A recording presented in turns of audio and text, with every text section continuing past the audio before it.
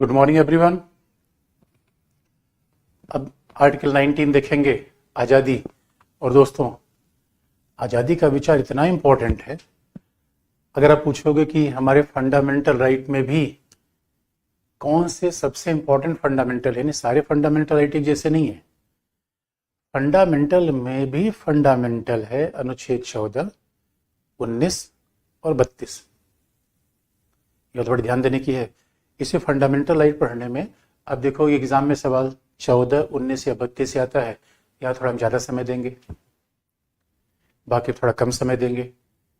तो और ख़ास बात है प्यारे बच्चों, आज़ादी की कल्पना तो उतनी पुरानी है जिस दिन आप पहले दिन स्कूल से बैग लेके भागे थे। कई बार जितने हमारे बच्चे होते हैं वो समझ नहीं पाते कि स्कूल में हमारा मन क्यों नहीं लगता। बाद में हमें पता चला यार तो हमारी आज़ादी की पूरी कल्पना है। बंधनों में दोस्तों हम जीना नहीं चाहते। मानव होने का तो मतलब यही है। रूसो एक बड़ा फिलोसफर था। उसने कहा था man is born free but everywhere is in Shem. यानी आदमी दोस्त स्वतंत्र पैदा हुआ है। आप भी स्वतंत्र ही पैदा हुए, हम भी स्वतंत्र पैदा हुए, लेकिन ऐसा था कई बार जंजीरों में जकड़ गए, बंधनों में जकड़ गए। अब देखो कि एक बार तो पीटी में सवाल आया था, प्रारंभिक परीक्षा में सवाल आया था कि स्वतंत्रता का मतलब क्या है, तो हमेशा टिक करना बंधनों का भाव। और दोस्तों स्वतंत्रता की आकांक्षा, ये क्या बताए, स्वतंत्रता की कहानी बंधनों का भाव। बंधन नहीं, बाधा नहीं, हस्तक्षेप नहीं। और कई बार जब आप ही कहते हो कि मुझे छोड़ दो अकेले, कोई हमारे जीवन में हस्तक्षेप न करे, मैं देख लूंगा, तो सच मानिए आप आज़ादी के लिए ही संघर्ष कर रहे हो दोस्तों। और आज़ादी के लिए संघर्ष फ्रांसीसी क्रांति में हुआ, अमेरिकी क्रांति में हुआ। इसलिए आप याद रखो, संविधान को विचार देखो, सिद्धांत देखो। संविधान नहीं दोस्तों का आंदोलन है। ये संविधान नहीं, क्रांति है। अरे प्यारे बच्चों, इसी आज़ादी के लिए फ्रांसीसी क्रांति हो गई, इसी आज़ादी के लिए अमेरिकी क्रांति हो गई, और इसी आज़ादी के लिए गौरवमयी क्रांति हुई, और इसी आज़ादी के लिए भारतीय राष्ट्रीय आंदोलन के लोगों ने अंग्रेजों से लड़ाई ली। लेकिन जब बंधन का भाव, तो आप कहोगे सर आज़ादी अगर बंधन का भाव, इसलिए हम बार बार कहते हैं कि संविधान को आर्टिकल के हिसाब से मत देखो। सिद्धांत है, दर्शन है, विचारधारा है। नहीं, हमारा क्या जबरदस्त संविधान है और कैसे हमसे जुड़ा हुआ है, जरा देख लो। आज़ादी की जद्दोजहद हमें कितनी ज़्यादा है। अब सवाल यह है कि बंधन कहाँ है। जब कहोगे, क्योंकि ऑब्जेक्टिव एग्जाम में एक बार ये सवाल आया था कि स्वतंत्रता का मतलब क्या है, तो उत्तर है बंधनों का भाव।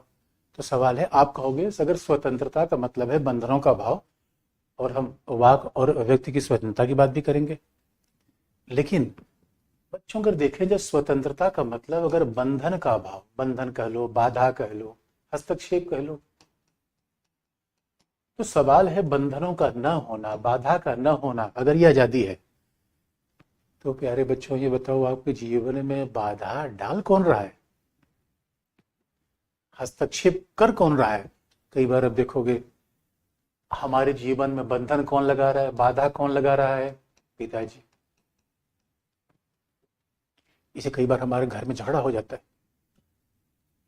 और ये सच में आजादी की लड़ाई है।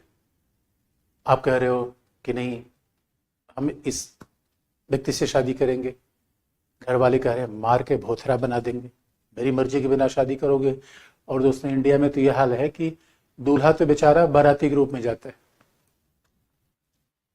दूल्हा तो बाराती के रूप में जाता है क्योंकि हमारे पिताजी ही बाराती हो जाते हैं, हमारे पिताजी दूल्हा बन जाते हैं, वही सब तय करेंगे। अरे प्यारे बच्चों ये बताओ, मैं स्वतंत्र पैदा हुआ हूँ, मेरे मन मस्तिष्क पर मेरा नियंत्रण है, तो मैं टैटू बना लूं, किसी और का क्या जाता है, आजादी। यार मैं टैटू बना लूं, मैं विवाह करूं, ना विवाह ना करूं। कई बार लोग सलमान खान से पूछते हैं शादी क्यों नहीं किया। अरे क्या है बार बार पूछते हो यार। मेरे दोस्तों ये तो स्वतंत्रता प्रेमी लोग हैं जो बंधन में बंधे ही नहीं। क्योंकि जैसे बच्चा 18 साल का हुआ, पिता ने दबाव डालना शुरू कर दिया, शादी कर लो, शादी कर लो। यही तो बंधन है। उसके बाद दोस्तों बंधन है समाज का। समाज भी परंपराएं हैं, प्रथाएं हैं। ओ मेरे प्यारे बच्चों, ये भी तो बंधन ही स्थापित करते हैं। आप कुछ भी काम करो, कहेंगे भाई ये तो हमारी परंपरा खिलाफ है, धर्म खिलाफ है। लो, अब कहीं अब सोचो कि अंतर धार्मिक विवाह कर लें, लोग पूरी पहरेदारी करने लगेंगे। अरे प्यारे बच्चों, अगर मन आपका हुआ कि वैलेंटाइन डे पर किसी को गिफ्ट दें, इससे आपको ये कौन सी बात हुई। इसीलिए आजकल तो कई लोग कह रहे हैं भैया पुरुष पुरुष से शादी करेगा, महिला महिला शादी करेगी। अब घर के ताऊ को बता दीजिए, अपने पिताजी को बता दीजिए कि ऐसा ही हो रहा है, लठ लेके दौड़ा लेंगे। बाधा है दोस्तों। इसलिए हमारे पूरे जीवन में आजादी का ही संघर्ष चल रहा है, रूप उसके अलग अलग है। हमने सोचा था दोस्तों कि आप कहोगे सर वो इसका मतलब अंग्रेजों के जाने से आजादी खत्म नहीं हुई क्या? मतलब अंग्रेजों के जाने के बाद भी आजादी नहीं मिली? वो दोस्तों हमने सोचा तो यही था, अंग्रेज चले गए आजादी मिल जाएगी, लेकिन अंग्रेज चले गए, ये देखो ताऊ बैठा हुआ है। अंग्रेज चले गए, परंपरा बैठी है। इसलिए मर मर के जी लिया, अब तो जीने दो आजादी। यार कमाल की बात है, एक ही जीवन मिला, उसी में लोग कहते हैं। तो दोस्तों हम क्या बताएं, जब हमने कभी देवदास फिल्म देखी, तो देवदास फिल्म में शाहरुख खान यही तो कहता है, कोई कह रहा है कि पारो छोड़ दो, कोई कह रहा है घर छोड़ दो, कोई कह रहा है शराब छोड़ दो। अब जो देखो वही हमें बताने लगता है कि ऐसा करो, ये कप ये पहनो, ये मत पहनो। इसलिए आपने अभी देखा होगा ईरान में संघर्ष शुरू हुआ, महिला ने कहा ना भाई हम स्कार्फ नहीं पहनेंगे। अरे दोस्तों हमारा शरीर है, हमारा सर है, तो और कौन बताए कपड़ा कैसे पहने। ये सच सच मानो, जो मर्जी आए पहन लो। लेकिन आप कहोगे कि फिर बंधन कौन लगाता है? तो बंधन का मतलब बंधन कौन लगाता है? सरकार भी बंधन लगाती है। हाँ, तानाशाही सरकार भी बंधन होती है। तो आप कहोगे सर ये बताओ, आजादी का मतलब सरकार न रहना है क्या? नहीं प्यारे बच्चों, आजादी बिना विधि के नहीं रहेगी, आप याद रखना। तो जब कहते हैं आजादी बंधनों का भाव है, यानी सरकार का जरूर से ज्यादा हस्तक्षेप नहीं होना चाहिए। तानाशाही सरकार आजादी में समस्या है, सरकार समस्या नहीं है। क्योंकि आप याद रखो, सरकार नहीं रहेगी तो विधि नहीं रहेगी, सरकार नहीं रहेगी पुलिस नहीं रहेगी, सरकार नहीं रहेगी तो न्यायपालिका नहीं रहेगी। और बिना पुलिस के आप सोचोगे कि सर ये जो कांस्टेबल रास्ते में आ जाते हैं, हमारा लाइसेंस चेक कर लेते हैं, क्या गड़बड़ बात है? अब आज़ादी है, बिना हेलमेट के बाइक चलाऊंगा? नहीं। आज़ादी का मतलब है बंधनों की समाप्ति, विधि की समाप्ति नहीं। ये हमेशा याद रखना। स्वतंत्रता का मतलब क्या है? बंधन नहीं रहेगी, सीमाएं नहीं रहेंगी। क्योंकि इसकी जो परिवार पैदा करता है, परंपरा पैदा करती है, तानाशाही सरकार पैदा करती है। इसलिए आप देखोगे आज़ादी चीन में नहीं मिलेगी, नॉर्थ कोरिया में नहीं मिलेगी, लेकिन भारत में आज़ादी मिलती है, अमेरिका में आज़ादी मिलती है, कुछ सरकारें हैं। दोस्तों जंगल में कोई आज़ादी नहीं होती, जंगल का कोई कानून नहीं है, जंगल में आज़ादी थोड़ी मिलेगी। इसलिए बच्चों याद रखना कि स्वतंत्रता मतलब है बिना विधि के स्वतंत्रता नहीं मिलेगी। ये बात याद रखना। विधि यानी कानून, विधि कह लो कानून कह लो, तो विधि कानून के अंतर्गत ही स्वतंत्रता मिलेगी। क्योंकि आप कहोगे हम विधि को ही नहीं मानेंगे, फिर तो ठीक वैसा होगा कि बिल्कुल जैसे जंगल में होता है, जो मर्जी वही किया जा रहा है। तो दो बातें स्पष्ट हो गई कि स्वतंत्रता का मतलब होता है बंधनों का अभाव, विधि का अभाव नहीं। और बंधन समाज भी लगाता है, सरकार भी लगाती है, इसलिए हमेशा लड़ाई होती रहती है। और दोस्तों ये तो विकल्प ही नहीं है कि हम राज्य हटा लें, सरकार हटा लें। फिर तो पता चला कि जहाँ नियम नहीं कानून नहीं, तो वहाँ पता चला जब हर आदमी बिना नियंत्रण के बाइक चलाएगा तो एक आदमी दूसरे को ठोकेगा, फिर जीवन ही खतरे में आ जाएगा। तो ये बात आज़ादी की है। और हमारे संविधान में कल से ही मैंने शुरुआत किया था कि संविधान में सबसे बड़ी आज़ादी क्या है? बोलने की, अभिव्यक्ति की। इसलिए दोस्तों आप जरा सोच के देखो, जिस दिन आप फेसबुक का यूज़ कर रहे हो, व्हाट्सएप का यूज़ कर रहे हो, ट्विटर का यूज़ कर रहे हो, आज़ादी ही तो प्रयोग कर रहे हैं। जब भी हम फेसबुक यूज़ करते हैं, व्हाट्सएप यूज़ करते हैं, ट्विटर यूज़ करते हैं, तो क्या है? आज़ादी। और एक बड़ा इंटरेस्टिंग पार्ट है, अगर ये आज़ादी है तो जरा देखो कि फिर इसी बात को कहे कि आज़ादी है तो आप कहोगे क्या कि सर फिर बोलने की आज़ादी है और की भी आज़ादी है। हमारे यहाँ हम दोस्तों बोल रहे हैं लेकिन और आज़ादी ना हो तो अब जरा देखो स्वतंत्रता के अनेक रूप जो आर्टिकल 19 में लिखे गए हैं। तो पहली बात तो है वाक और अभिव्यक्ति की स्वतंत्रता, बोलने पहली बात है भाई बोलेंगे। अब दोस्तों याद रखो जब बोलोगे तो किसी के सामने होने चाहिए, अकेले तो बोलोगे नहीं, कोई सम्मेलन होना चाहिए, रामलीला मैदान होना चाहिए, यूनिवर्सिटी होनी चाहिए, तब तो बोलोगे। इसीलिए कहा गया है बिना सम्मेलन के कहाँ बोलेंगे, अरे लोग होंगे जुटेंगे तब तो बोलेंगे। तो इसके लिए बोलने के लिए जरूरी है, बात रखने के लिए जरूरी है सम्मेलन की स्वतंत्रता, सम्मेलन की स्वतंत्रता। लेकिन अब सम्मेलन कई बार लोग मिलते जुलते हैं, निरंकारियों का सम्मेलन, कुंभ मेले का सम्मेलन, ये फंडामेंटल राइट है। और दिल्ली में तो जब देखो जंतर मंतर पे लोग आ जाते हैं धरना प्रदर्शन करने, सम्मेलन है। आप सम्मेलन कर सकते हो, लेकिन आप कहोगे सर ये बताओ माओवादी भी सम्मेलन करते हैं, भाई माओवादी भी आजकल मिल जाते हैं, तो आप कहोगे सर ये भी फंडामेंटल राइट है। तो नहीं, सम्मेलन होगा लेकिन शांतिपूर्ण, बिना हथियारों के, बिना वेपन्स के, बिना हथियार यानी बिना तमंचे के, बिना हथियारों के सम्मेलन होगा दोस्तों, हथियार के साथ नहीं कि आपको तमंचे पर डिस्को करेंगे, ना ना ना, ये सम्मेलन नहीं होगा। इसलिए माओवादियों का सम्मेलन प्रतिबंधित है। नहीं, शांतिपूर्ण उद्देश्य के लिए सम्मेलन करो, कोई आपको पॉलिटिक्स में सम्मेलन करना है तो सम्मेलन करो। लेकिन दोस्तों अब सम्मेलन तो कर लिया, लेकिन फिर दोबारा कैसे मिलेंगे, उसके लिए भी तरीका होना चाहिए। भाई एक बार सम्मेलन हो गया फिर दोबारा कैसे करेंगे, तो फिर दोबारा मिलने के लिए फिर ये भी होगा कि समूह और संगठन का निर्माण। और बल्कि इसमें एक बात और जोड़ दी गई है, सहकारी संगठनों का निर्माण 97th अमेंडमेंट से, सहकारी संगठन। अब देखो इसलिए भारत में दोस्तों याद रखो कितनी पार्टीज हैं, चीन में चले जाओ एक ही पार्टी है, क्योंकि इंडिया में ये फंडामेंटल राइट है। इसलिए अब देखोगे तमाम पार्टी, तमाम छात्रों का संगठन अलग, किसानों का संगठन अलग। अरे दोस्तों लोकतंत्र की बात तो ये है कि रिक्शा चलाने वालों तक का संगठन है, टीचर का संगठन, वकीलों का संगठन, ये सब फंडामेंटल राइट है।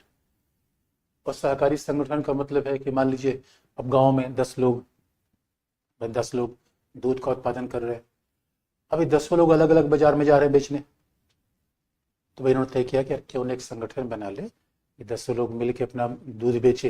तो जब 10 मिल के बेचेंगे तो जैसे बेचेंगे उससे थोड़ा बार्गेन कर लेंगे, कीमत तय कर लेंगे, एक जगह बेचेंगे तो फायदा हो जाएगा, ये समूह संगठन बना लेंगे। सहकारी संगठन, अमूल जो दूध वगैरह पीते हैं, सहकारी संगठन का बहुत बड़ा एग्जाम्पल है कि भाई सब लोगों ने मिल लिया, और उन्होंने कहा अगर सब लोग मिल लेंगे तो लोन वगैरह लेने में भी आसानी होगी। एक किसान को लोन कहा बैंक देगा, तो बड़े फायदे हो गए। इसलिए कहा गया समूह संगठन में फंडामेंटल राइट। इस दोस्तों कहा जाता है आर्टिकल 19 फंडामेंटल में भी फंडामेंटल है। अगर कोई आपसे कहे कि एक ऐसा अनुच्छेद कौन सा संविधान का जो निकाल दोगे और भारत देश में लोकतंत्र खत्म हो जाएगा, तो एक बात याद रखना बच्चों, चुनाव कराना लोकतंत्र की सबसे बड़ी विशेषता नहीं है। विशेषता है, सबसे बड़ी नहीं है। सबसे बड़ी विशेषता है आजादी मिलना। अरे बच्चों ये भी आपको हम बता दें कि चुनाव तो तानाशाही देशों में भी हो जाते हैं। अरे चीन में चुनाव हो जाता है, पाकिस्तान में फौजी शासक थे उन्होंने चुनाव करवा लिया। लोकतंत्र की सबसे बड़ी विशेषता है जहां लोगों को निर्विवाद रूप में बोलने की आजादी हो। दोस्तों जब बोला नहीं तो मानव होने का मतलब क्या है? क्योंकि याद रखो स्वतंत्र जब पैदा हुए तभी से सोचने की क्षमता लाए हैं। अरे विचार पैदाइशी हमारे हैं, दुनिया को देखने का नजरिया अलग अलग है। और खास बात देखोगे दोस्तों, जैसी दुनिया आप देखते हो वैसा आला वो दूसरा आदमी नहीं देखता। इसलिए आजादी का मतलब क्या है? दूसरे से मतभेद रखना, दूसरे से अलग राय रखना और दूसरे की आलोचना भी करना।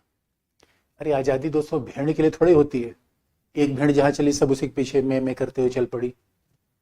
आज़ादी मानव के लिए है, क्योंकि ये हमारी विशेषता है। कई बार हम अपनी ही विशेषता भूल जाते हैं। हमारी विशेषता क्या है? अलग रास्ते पर चलना। और इसे दोस्तों कई कहानियां आप देखो, फिल्में देखो, वो लोग महान बने हैं जिन्होंने हमेशा अलग रास्ते बनाए। और यही तो मानव का मतलब है, एकला चलो रे, एकला चलो, एकला चलो रे। और इसलिए आप देखो फिल्मों में तो कहा भी गया है, ये पूरी 3 इडियट की मूवी आप देखो, इसमें आज़ादी का संघर्ष तो है। पिता कहता है ये बनो, आज भी हम घर में यही देखते हैं यार, हमें कुछ, हम चाहते हैं कि ये बन जाए। लोग हमारे सब मित्र, अरे रास्ता बड़ा कठिन है ना, उधर न मत जाओ। फिर पिताजी कह देंगे अरे ये ठीक नहीं है, ये कर लो, क्योंकि पिताजी की इच्छा है। कमाल की बात होगी। ये तो आज़ादी क्या दोस्तों महत्व है, क्या हमारे संविधान निर्माताओं ने गिफ्ट दिया है। इसीलिए संविधान निर्माताओं ने जो हमें गिफ्ट दिया दोस्तों, उसके बाद तो अब समूह संगठन बनाएंगे। इसलिए अब देख रहे हो, मैं इधर राकेश टिकैत खूब आंदोलन कर रहे थे, यही फंडामेंटल राइट तो है। और हमारे यहाँ तो कई लोग खूब समूह बना लेते हैं, किसी ने आम आदमी पार्टी बना लिया, समूह संगठन ही तो है। अब आप देखो, समूह संगठन बनाओगे फिर तो भारत में आना जाना पड़ेगा।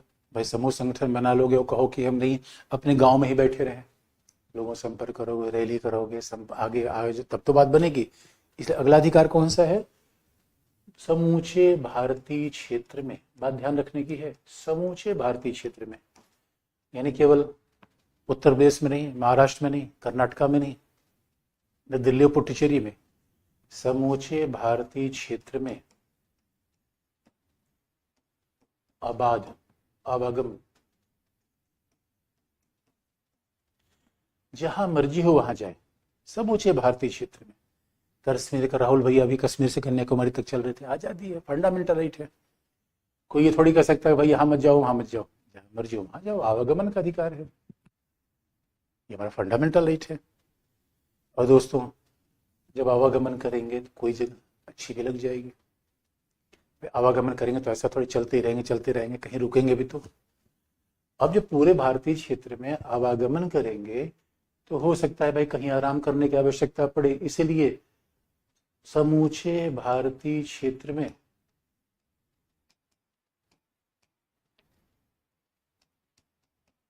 समूचे भारतीय क्षेत्र में निवास करने और बस जाने की आजादी।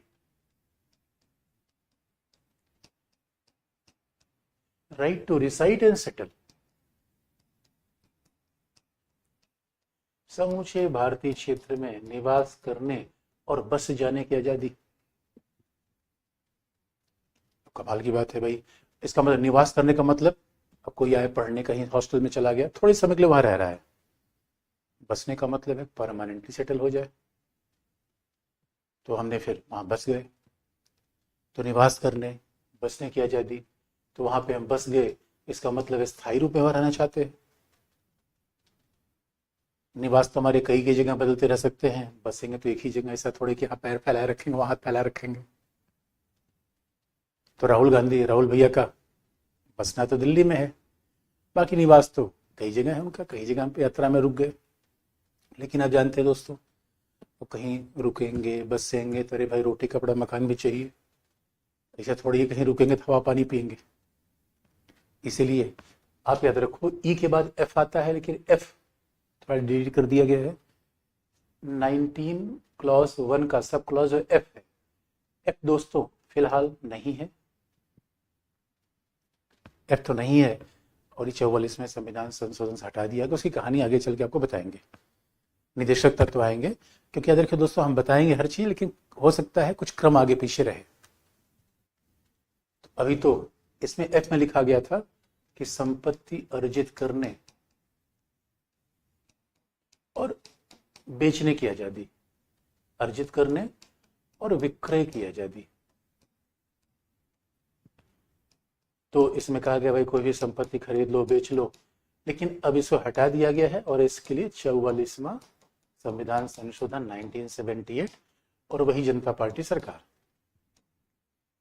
ये कहानी क्यों हुई आगे आपको बता देंगे, लेकिन अब हम जी में आए। अच्छा, ये बात ध्यान में रखने की है बच्चों कि हमने तो वैसे तो कैपिटल लेटर का यूज किया है, लेकिन संविधान में हर जगह है स्मॉल, क्योंकि जो मूल संविधान का भाग होता है वो स्मॉल लेटर है। जो संविधान संशोधन जोड़ा गया उसमें आप देखोगे हमेशा कैपिटल लेटर आएगा, तो ये कंफ्यूजन नहीं होना चाहिए। तो हमेशा संविधान में स्मॉल लेटर वहां यूज किया जाता है। जो मूल भाग है जिसको संविधान संशोधन जोड़ा गया उसमें हम देखते हैं कि वो कैपिटल लेटर से दिखा रहेगा। तो ये है आपका, फिर ये है जी हो गया आपका। तो ई, A B C D E, फिर आपका सम्मेलन की स्वतंत्रता। अच्छा सॉरी, यहाँ पे हमने ये बी ही है, सी हमने यहाँ पे लिख दिया, इसे थोड़ा गड़बड़ हो गया। सी ये होगा, फिर डी ये होगा,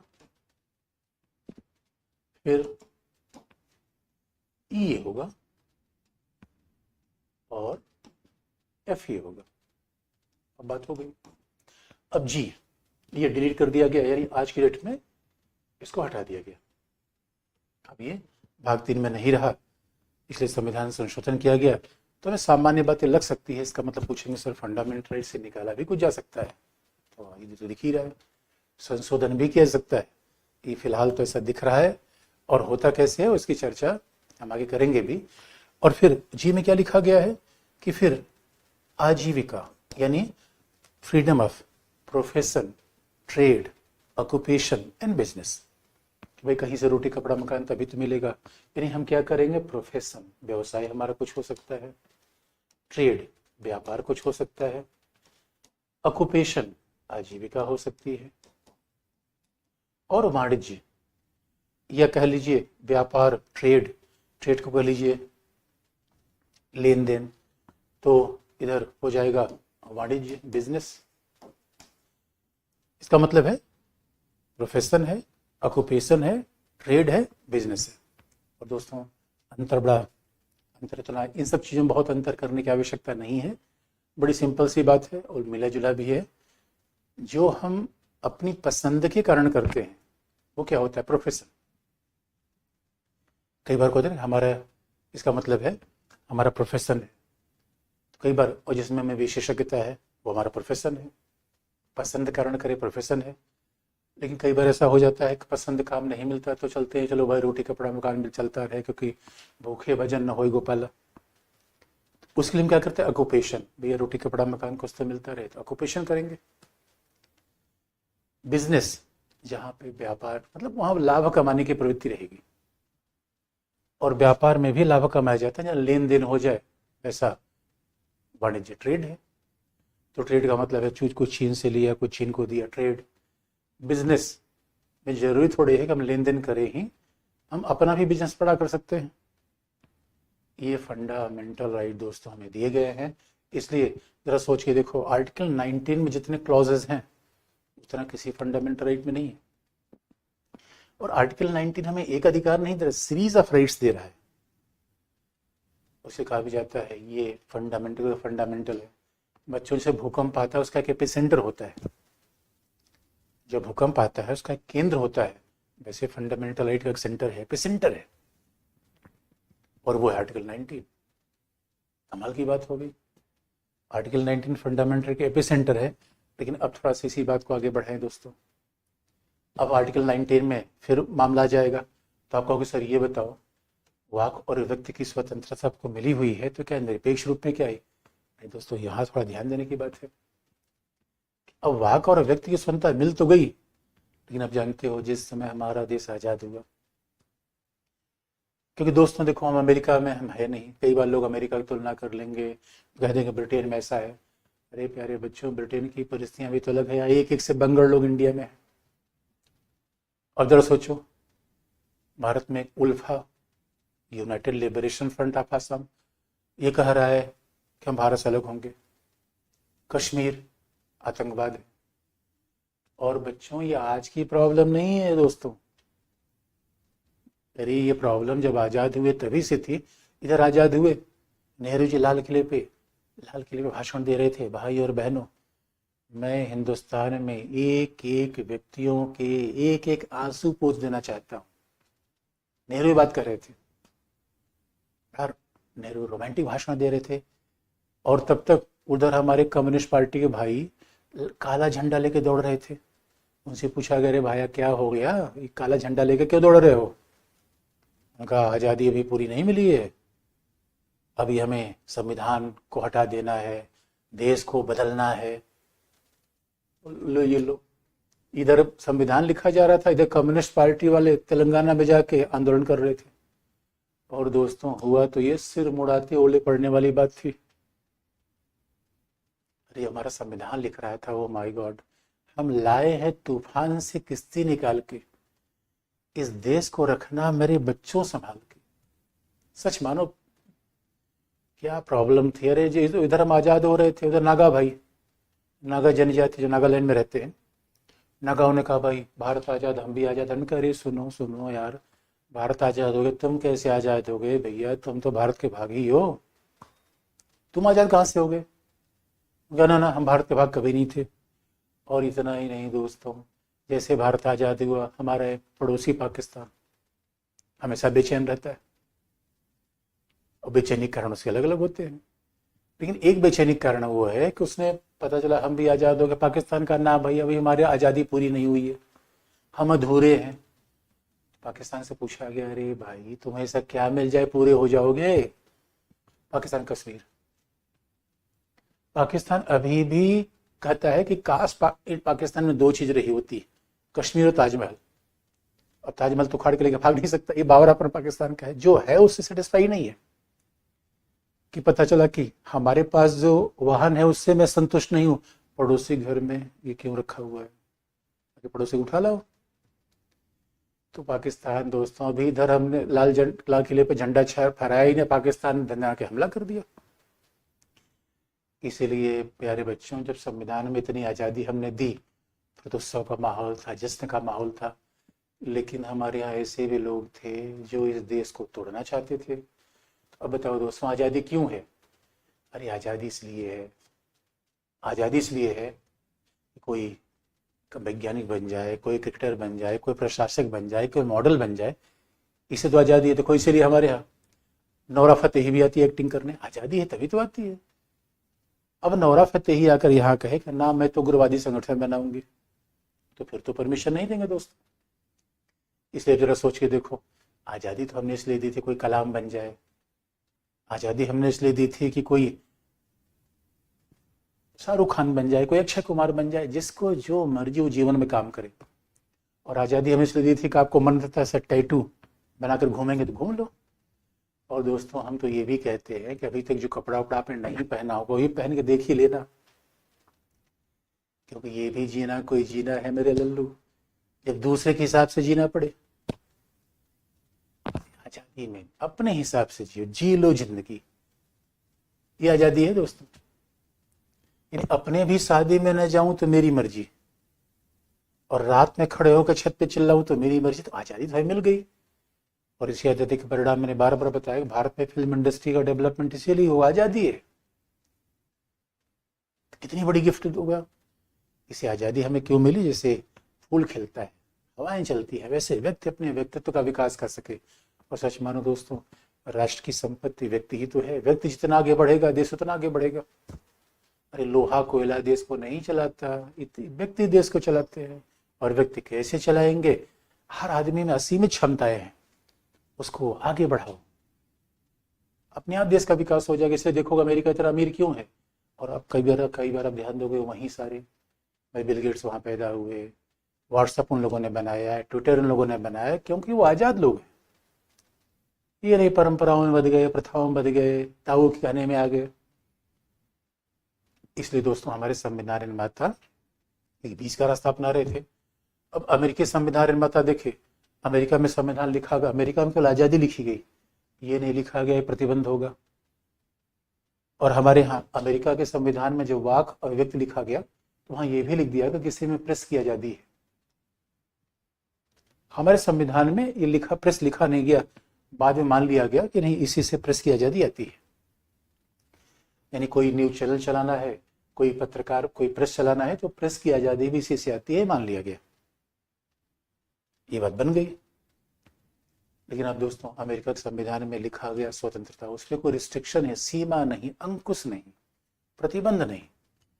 हमारे यहाँ करना पड़ा क्योंकि हमने कंडीशन बता दिया, और आज़ादी के बाद भी था, आज भी था, आज भी है। इसलिए दोस्तों देखो, अगर आप कहोगे सर निरपेक्ष रूप में आज़ादी मिले, ना भाया, ये नहीं हो सकता। इसलिए अब देखो, समय समय पर बोलने पर रिस्ट्रिक्शन लगाते रहते। और अभी तो सरकार ने बीबीसी की डॉक्यूमेंट्री पे रिस्ट्रिक्शन लगा दिया था। यानी सरकार को क्षमता है कि कई बार आपकी बोलने की आज़ादी को प्रतिबंधित करे। कई देखो, सरकार कई बार क्या करती है, कई फेक न्यूज चैनल को प्रतिबंधित कर देती है। क्योंकि आज़ादी का मतलब क्या हो गया? अब आज़ादी का मतलब क्या हो गया दोस्तों? हम किसी को गाली दे दें? आज़ादी का मतलब क्या होगा? हम किसी को चोर कह दें? आज़ादी का मतलब क्या हो गया? हम किसी पर अनर्गल आरोप लगा दें? और हमारे यहाँ दोस्तों ये तो फैशन बन गया है, हर आदमी अगले आदमी को चोर कहने को तैयार है। कमाल की बात है यार, ऐसे नागरिक को तो नहीं होना चाहिए। इसीलिए बच्चों, और आज़ादी का ये मतलब नहीं है कि हम समाज में घृणा फैला दें, समाज में दो लोगों को लड़वा दें, सांप्रदायिक दंगे फैला दें। ये आज़ादी का बिल्कुल मतलब नहीं है। इसका मतलब है, अब आप ये बात देखोगे, क्यों राज्य ने थोड़ा रिस्ट्रिक्शन लगाया, तो फिर आपको बता दें दोस्तों, एक तरफ संविधान निर्माताओं ने आर्टिकल 19 के अनुच्छेद 19 के क्लॉज ए से लेकर क्लॉज जी तक स्वतंत्रता की बात कर दी। और ये स्वतंत्रता किसको मिली? नागरिक को। ये बात याद रखना दोस्तों।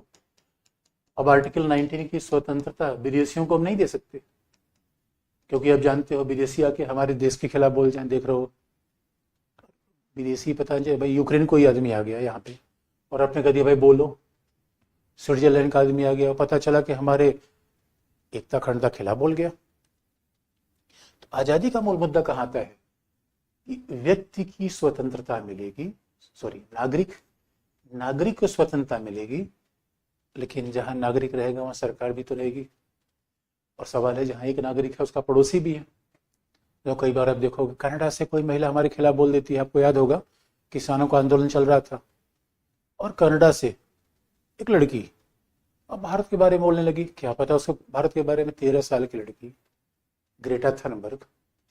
इसका मतलब है उसका माध्यम कर लिया कि कई बार भारत विरोधी एजेंडा पूरी दुनिया में चल जाता है। भाई आजकल भारत पावरफुल बन रहा है, प्रभावशाली बन रहा है, तो कई लोग तो आप जानते हैं कि अंतर्राष्ट्रीय राजनीति में अलग अलग तरीके से भारत विरोध पैदा करते हैं। ये तो आज़ादी नहीं दे सकती, इसलिए हम विदेशियों को नहीं देते ये आज़ादी।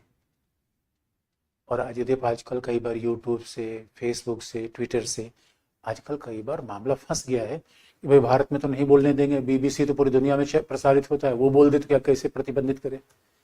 इससे जब आज़ादी की बात होती है दोस्तों, तो एक तरफ व्यक्ति की स्वतंत्रता है, दूसरी तरफ राज्य की शक्ति है। क्योंकि ये तो बात तय हो गई कि बिना राज्य की आज़ादी मिल नहीं सकती। भाई विधि होना होगा, संविधान होगा। राज्य का मतलब विधि है, संविधान है, शासन है। तो अब सवाल है, राज्य को कितनी शक्ति दी जाए? तो क्या राज्य नागरिकों की आज़ादी को छीन ले? ये विकल्प तो नहीं है, क्योंकि संविधान निर्माताओं ने दिया है। बात ध्यान रखने की है कि आज़ादी संविधान ने दी है, पहला, सरकार ने नहीं। ये हमेशा ध्यान रखने की बात है। आज़ादी किसी सरकार ने नहीं दी है तो सरकार छीन तो नहीं सकती। लेकिन चूंकि संविधान निर्माता ये कह रहे थे कि राज्य कहाँ सीमा लगा सकता है, संविधान निर्माताओं ने कहा कि स्वतंत्रता पर तार्किक प्रतिबंध लगाए जा सकते हैं। ये संविधान में है। और ये सारे तार्किक प्रतिबंध लिख दिए गए अनुच्छेद 19 के क्लॉज 2 से क्लॉज 6 के बीच में। यानी आप याद रखो, संविधान राज्य को ये शक्ति दे रहा है कि भैया थोड़ा स्वतंत्रता को रिस्ट्रिक्ट करो, खत्म मत करो, दुरुपयोग रोको, समाप्त मत करो। अभी इसलिए अनुच्छेद 19 के क्लॉज 2 से क्लॉज 6 तक लिखा गया है कि राज्य के द्वारा स्वतंत्रता पर तार्किक प्रतिबंध लगाया जाएगा। अब ये बात याद रखो दोस्तों, तार्किक प्रतिबंध कई बार विवाद का विषय हो सकता है। जैसे आप किसी शादी में गए, आप आज़ादी है तो आप शादी में जाओगे, अब शादी से होकर आए वो घर में पहुंचे 2 बजे रात, दरवाजा खटखटाया, ताऊ ने खोला और ताऊ ने तुरंत ठांस दिया, उनका ये समय घर में आने का है, मनमानी हो गए हो। अब बताओ दोस्तों, ये प्रतिबंध तार्किक है या अतार्किक? अब ये बड़ा विवाद का विषय हो जाता है। तार्किक प्रतिबंध के मायने एक जैसे नहीं है, वो व्यक्ति के हिसाब से बदलते जाएंगे, परिस्थितियों के हिसाब से बदलते जाएंगे। ये बड़ा विवाद का विषय होता है। इसका मतलब है प्रतिबंध का मतलब हमारी आज़ादी पे सीमा तो रहेगी, अंकुश रहेगी। अंकुश लगाए कौन? राज्य। राज्य को ये शक्ति कौन दे रहा है? संविधान। अब तार्किक क्या है, तार्किक क्या है दोस्तों, अब ये बड़े विवाद का विषय है। जैसे आप बार बार देखते हैं, आप हॉस्टल में रह रहे हैं और हॉस्टल में केयर टेकर ने कहा सारे बच्चों को 10 बजे रात के पहले हॉस्टल में आ जाना है, हॉस्टल का दरवाजा बंद हो जाएगा। आप कहोगे यार ये तो अतार्किक बात है, मैं रात में 12 बजे लाइब्रेरी से आना चाहता हूँ, दरवाजा बंद कैसे होगा? इसलिए यहाँ पे मतभेद संभव है। यहाँ पे मतभेद हो सकता है कि भैया मैं तो 12 बजे रात के बाद आऊँगा। इसलिए हो सकता है जो एक व्यक्ति के लिए तार्किक हो, अगले के लिए तार्किक न हो। क्योंकि दोस्तों बूढ़े के लिए तार्किक है, बच्चे के लिए नहीं। क्योंकि बूढ़ा कहेगा हाँ हाँ भाई 10 बजे रात के बाद बाहर जाने की जरूरत नहीं है, बच्चे कहेंगे लो 10 बजे रात के बाद तो अभी तो पार्टी शुरू हुई है। और दूसरी बात, जो तार्किक इंडिया में है वो तार्किक अमेरिका में हो जरूरी नहीं है। इंडिया में कहा जा रहा है भैया सेम सेक्स मैरिज की आज़ादी नहीं है, अमेरिका और हम पहले से है। इसलिए तार्किक क्या है, अतार्किक क्या है, ये अपने आप में बदल जाता है बच्चों। जवान के लिए अलग है, बुढ़ापे के लिए अलग है। यानी सब्जेक्टिव 2 चीजें होती हैं। सब्जेक्टिव का मतलब है जो व्यक्ति व्यक्ति हिसाब से बदल जाए। ए के लिए अलग होगा, बी के लिए अलग होगा, सी के लिए अलग होगा। आप किसी से पूछो ठंडी लग रही है, इसका उत्तर आत्मनिष्ठ है, सब्जेक्टिव है। ऑब्जेक्टिव का मतलब है जो सभी के लिए एक जैसा हो। ये मार्कर ऑब्जेक्टिव है। अब इसमें तो दिखाने की बात नहीं, आप कहोगे सर मार्कर नहीं ये तलवार है, तो हम कहेंगे यार देखो मजाक मत करो, ये मार्कर है, तलवार नहीं है। वो वस्तुनिष्ठ है, यानी जो सबके लिए एक हो वस्तुनिष्ठ है, जो सबके लिए अलग अलग आत्मनिष्ठ है, सब्जेक्टिव। तो जो तार्किक प्रतिबंध है वो अलग अलग लोगों के लिए अलग अलग है। अब किसी के लिए आप कह दोगे, आपके पेरेंट्स ने कहा सिगरेट पीना जीवन में मना है, आप कहोगे सर ये तो तार्किक है। अब किसी के लिए हो सकता है तार्किक हो, किसी के लिए अतार्किक हो। बाबा रामदेव के पास जाओ, लौकी की जूस पियो, बाबा जी लौकी की जूस पीने का मन नहीं कर रहा है। उनका ना ना ये आश्रम में रहना, लौकी की जूस पीना पड़ेगा। कोका कोला मना। अब लो, उनके लिए कोका कोला तार्किक है। हनी सिंह के पास जाओ, वो क्या कहेंगे, लौकी की जूस मना है, उन्हें लौकी की जूस तार्किक है।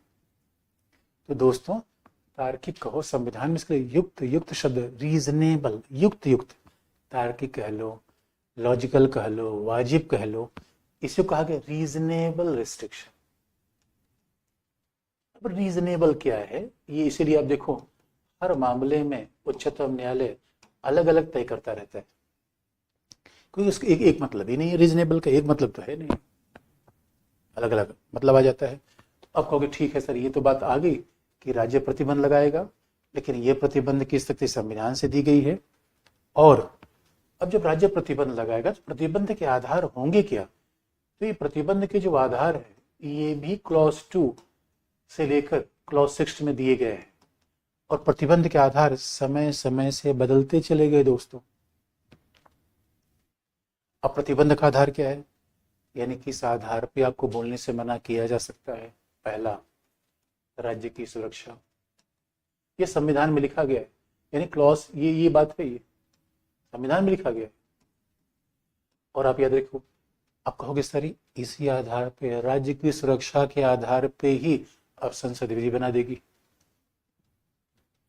इसे आप याद रखो, अगर क्लॉज 2 से लेकर 6 तक आर्टिकल 19 नहीं होता तो संसद कभी विधि नहीं बना पाती।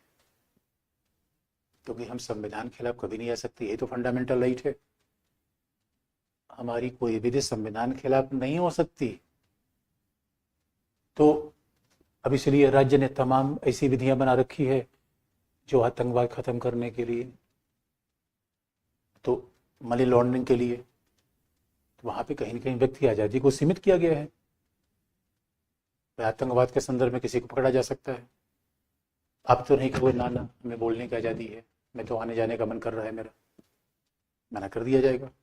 राज्य की सुरक्षा।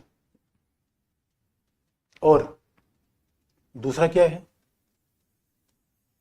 राज्य की सुरक्षा, फिर न्यायालय की अवमानना। तो दोस्तों, आप न्यायालय कोई निर्णय दे, आप कहो भाई मैं तो नहीं मानता, ये आज़ादी में शामिल नहीं है। अवमानना का मतलब है न्यायालय ने निर्णय दिया तो न्यायालय ने आदेश दिया, आदेश दिया तो आप उसको लगाइए। यानी न्यायालय के कंटेम्प्ट ऑफ कोर्ट का मतलब है न्यायाधीशों पर अनावश्यक टिप्पणी मत करिए कि न्यायाधीश के व्यक्तिगत आचरण पे आपने सवाल उठा दिया, तो आज़ादी है तो आचरण पे सवाल उठा देंगे, ना, मना है करना।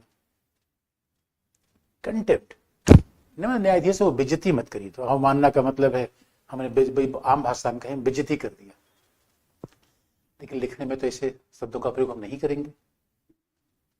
तो अब न्यायालय की बेइज्जती नहीं कर सकते दोस्तों, अवमानना नहीं कर सकते न्यायाधीशों की, क्योंकि सवाल ये है, आप कहोगे सर ये कौन सी बात हुई, आज़ादी का तो मतलब है कोई परफेक्ट नहीं, तो क्या न्यायाधीश गलत नहीं होंगे क्या? और आज़ादी का मतलब है मत भिन्नता। दोस्तों, न्यायाधीश भी गलत हो सकते हैं, लेकिन बाद में अपने निर्णय को सुधार लेते हैं। और अगर हर आदमी न्यायाधीश पे सवाल उठाएगा तो आप जानते हो न्यायपालिका में सारे वकील होते हैं, और इसलिए न्यायालय से कभी कोई खुश नहीं होता, क्योंकि जिसके खिलाफ न्यायालय निर्णय देगा, क्योंकि दोस्तों जैसे अंपायर से कोई खुश नहीं होता, अंपायर जब भी उंगली उठाए कहीं रिव्यू लेंगे, आपने गलत आउट कर दिया, कई बार न्यायालय से लोग खुश नहीं होते, तो कहते ना हम तो, आप खुश नहीं तो तब तो उनको आलोचना का आधार मिल जाएगा बिला वजह कह रहे थे न्यायाधीश ऐसे हैं, भ्रष्ट है। इसीलिए कहा गया कि आज़ादी में न्यायालय की अवमानना आप नहीं कर सकते। और ये भी मानहानि, अब किसी को पता चला गाली दे दिया, किसी को कह दिया वो चोर है, हमारे तो ऐसा खूब हो जाता है, मानहानि कर दिया। आप देख रहे हो ना, बेसलेस एलिगेशन, और पॉलिटिकल पार्टी को देखो भ्रष्टाचार हुआ, ये भ्रष्टाचार किया, आज तक प्रमाणित नहीं हो पाया भ्रष्टाचार हुआ कि नहीं हुआ। आम जनता, अब लोकतंत्र में मीडिया से जो ज्यादा लोग कहते हैं, आम जनता मन हाँ यार ऐसा कुछ हुआ होगा, लो ये मना किया गया है बोलने को। लेकिन आप देखोगे दोस्तों, इसलिए दुर्भाग्य की बात है कि जिस संविधान का सहारा लेकर लोग बोलते हैं, उसी संविधान ने कहा है नहीं बोलना है यहाँ, फिर भी लोग बोल जाते हैं, और फिर क्या कहेंगे कि हमें बोलने नहीं दिया जा रहा है, बोलने। अरे संविधान कहाँ कहाँ बोलने को मना करते हैं, फिर देख लो दोस्तों। हमारे राजनेता बड़े होशियार होते हैं, वो सोचते हैं कि आम जनता तो कुछ जानती नहीं, संविधान का आम जनता क्या पता है। इसलिए बच्चों, संविधान तो बिल्कुल पढ़ना चाहिए। अब ये भी हो गया, उसके बाद कहा गया सदाचार और नैतिकता, यानी किसके खिलाफ आप नहीं बोल सकते, सदाचार खिलाफ, नैतिकता के खिलाफ, यानी मोरालिटी, डिसेंसी। अब दोस्तों सच में सदाचार नैतिकता का मामला थोड़ा सा सब्जेक्टिव है। किसी को गाली दे दिया ये तो पता चल जाता है, कहाँ कोई अश्लील व्यवहार कर रहा है, डिसेंसी। और पता चला कि अब मैं मेट्रो में जा रहा हूँ और पता दो लड़के लड़कियां बैठे हुए हैं, तो हमें लगा यार ये तो डिसेंट नहीं है, इतना सड़ के वो बैठे हुए हैं, आपस में सब क्या कर रहे हैं।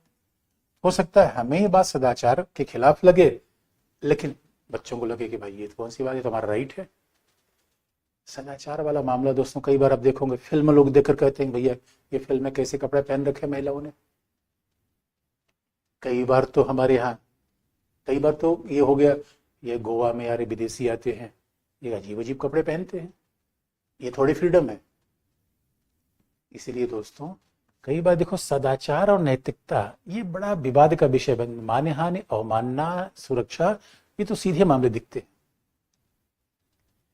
इसे कई बार कहा जाता है, अब देखो दोस्तों नैतिकता क्या है, अब शराब का एडवर्टीजमेंट करना नैतिकता है कि नहीं है विवाद का विषय। और कई बार तो अभी सचिन तेंदुलकर शराब का विज्ञापन करे न करे तो नैतिकता बड़ा पर्सनल है, जो हमारे कंसाइंस का विषय है, और वो हर व्यक्ति हिसाब से अलग अलग हो सकता है। अब अक्षय कुमार, शिखर, अब देखो कौन सा पान मसाले का प्रचार करते हैं भैया, अभी ये अनैतिक है नैतिक है। इसे एक बार एडवर्टीजमेंट में शराब का विज्ञापन आ रहा था, तो कई लोगों ने न्यायालय में कह दिया उनका, भाई ये कौन सा विज्ञापन आप दे रहे हो, शराब लोगों को पीने को प्रोत्साहित कर रहे हो, ये फंडामेंटल राइट थोड़े आपका। दोस्तों ये बात बड़ी इंटरेस्टिंग हो जाती है। सदाचार नैतिकता कई बार फिल्मों पर बैन लगाने के ये आधार बहुत दिए जाते हैं कि क्या दिखा रहे हो, ये ठीक नहीं है। और दोस्तों सदाचार नैतिकता समय के हिसाब से बदलता रहता है। और आपको मैं याद दिलाऊं, हिंदी फिल्मों को देखो, पहले फिल्में कैसी आती थी, सत्यम शिवम सुंदरम, जय संतोषी माँ। अब फिल्में आ गई, फिल्में क्या आ रही, अब जरा अगर आप बेशरम, नाम ही है बेशरम, डर्टी पिक्चर, आपको अगर राम राम राम राम ये सब क्या आप सुबह सुबह कर रहे हो सर। अरे दोस्तों यही तो समस्या है, सदाचार क्या है नैतिकता क्या है, ये अपने आप में विवाद का विषय है। इसलिए यहाँ पे विवाद का विषय होता है। लेकिन अब देखो दोस्तों, धीरे धीरे जैसे हमारा संविधान लागू हुआ, आजादी पर प्रतिबंध इतने थे, थोड़े थोड़े प्रतिबंध और बढ़ाने शुरू हो गए। और प्रतिबंध पहले इतने थे, और उसके बाद क्या हुआ, प्रतिबंध की सूची थोड़ी बढ़ने लगी, क्योंकि पहले संविधान संशोधन से, अब आप देखो, पहले संविधान संशोधन लाया गया और पहले संविधान संशोधन से 2-3 शब्द और जोड़ दिए गए, क्योंकि पहले संविधान संशोधन में एक बड़ा ये आया इसलिए रमेश थापर का केस था, कि आप जानते हो पहला केस, पहला संविधान संशोधन सब महत्वपूर्ण होता है। रमेश थापर वाद यानी उच्चतम न्यायालय में एक मामला आया, क्योंकि मद्रास सरकार ने प्रेस पे प्रतिबंध लगाने का प्रयास किया, और मद्रास सरकार ने, भाई संविधान तो कहता है सरकार रिस्ट्रिक्शन करे, तो मद्रास सरकार ने कहा भाई हम प्रेस पे प्रतिबंध लगाएंगे। व्यक्ति ने उच्चतम न्यायालय पहुंच गया, उनका आना हमारा फंडामेंटल राइट है, कैसे आप रोक दोगे। और रमेश थापर केस आया और उसने मद्रास सरकार के द्वारा लगाए गए प्रतिबंध को रद्द कर दिया। इसलिए पहला संविधान संशोधन आया। आपने ध्यान दिया होगा, पहले संविधान संशोधन से 15 में भी जुड़ा। पहले संविधान संशोधन से लिख दिया गया कि अब इसमें जोड़ दिया गया, एफ जोड़ दिया गया, लोक व्यवस्था। अब कह दिया गया भैया लोक व्यवस्था के उल्लंघन पर भी आप बोल नहीं सकते। अब और बात हो गई, पब्लिक ऑर्डर। और दोस्तों विधि व्यवस्था अलग है, लोक व्यवस्था अलग है। अब कहीं डकैती हो जाए, चोरी हो जाए, तो ये विधि व्यवस्था का मसला है। लोक व्यवस्था मतलब ऐसी समस्या जिससे पूरा समाज प्रभावित हो जाए, सांप्रदायिक दंगा हो जाए, इसके आधार पे भी आजादी रुकेगी। लोक व्यवस्था दूसरा जोड़ा गया, विदेशी राज्यों से मित्रतापूर्ण संबंध।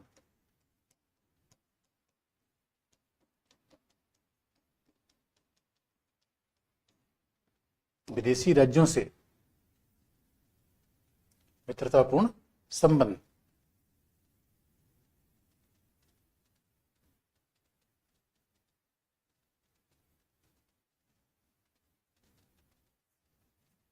विदेशी राज्यों से मित्रतापूर्ण संबंध।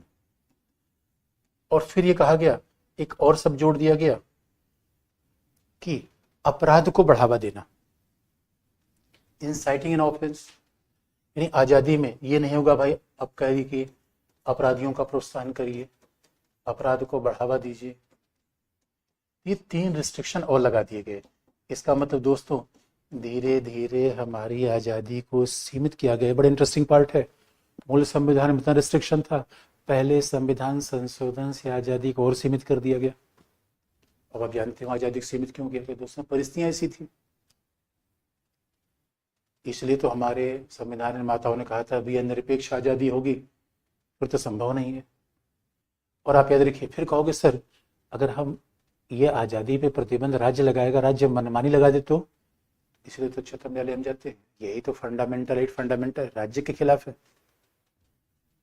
कि भैया हम जाएंगे कि आपने आजादी यानी स्वाभाविक रूप में आपने प्रतिबंध लगाने के नाम पे आज़ादी छीन ली, यहीं पे तार्किकता का मामला आता है। लेकिन इतना ही नहीं, पहले संविधान संशोधन देखो, और हम आर्टिकल 19 क्लॉज 2 में और सब जोड़ दिए गए, प्रतिबंध का दायरा और बढ़ गया। और दोस्तों आज़ादी, थोड़ा सा आज़ादी का दम घुटने लगा,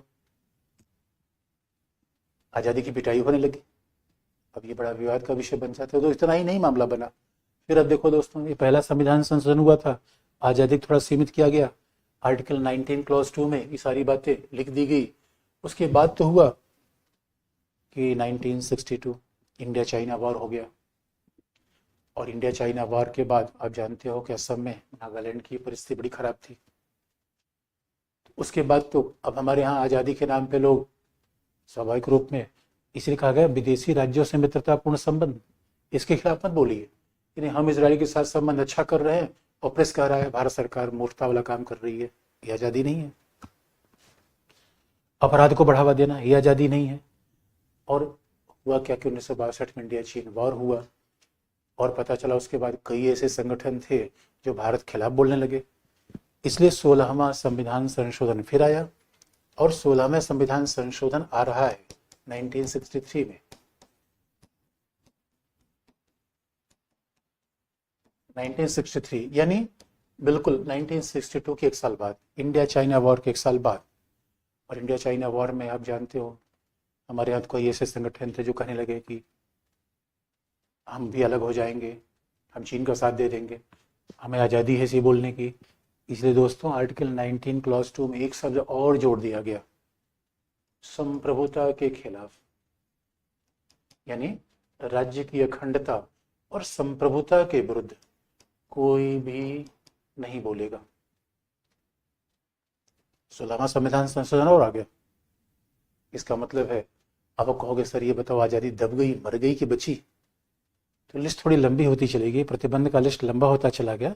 लेकिन दोस्तों हम ऐसा नहीं कहेंगे, क्योंकि देखो फिर हमने कहा कि हम अमेरिका जैसी परिस्थिति कल्पना नहीं कर सकते, और प्रतिबंध इसलिए नहीं लगाया गया कि आज़ादी को रोका जाए। ध्यान में रखो दोस्तों, प्रतिबंध इसलिए लगाया गया कि हम आज़ादी के दुरुपयोग को रोके।